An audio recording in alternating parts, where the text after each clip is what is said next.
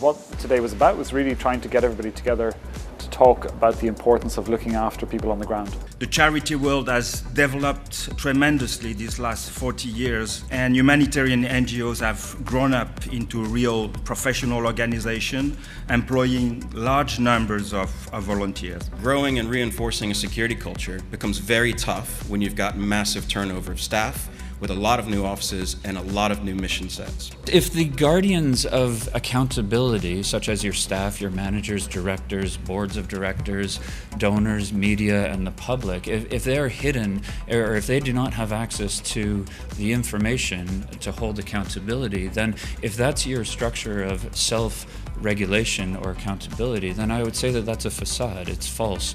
What we're seeing is a lot of incidents coming close to home, which is why really the focus of this is not just the high-risk destinations, it's those close to home destinations where organisations are travelling. Family and friends do worry when we go to disaster zones and conflict zones, but Ebola was a new and very emotive risk.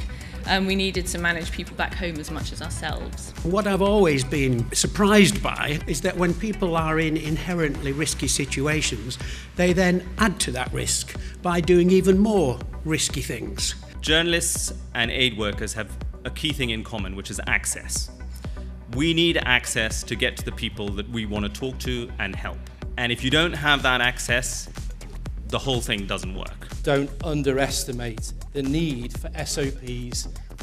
One of them, SOIs and SOPs, standard operation instructions and standard operation procedures. They're a very military thing, but you know what? They kind of work.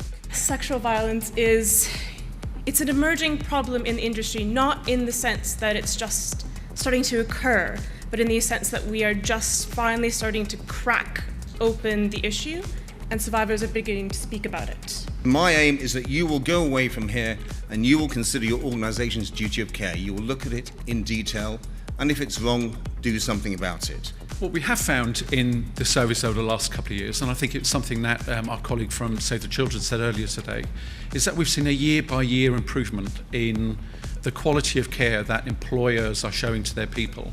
I would say the key motivator behind people wanting to address the issue of duty of care, liability, negligence, risk in travel was to do with reputational risk.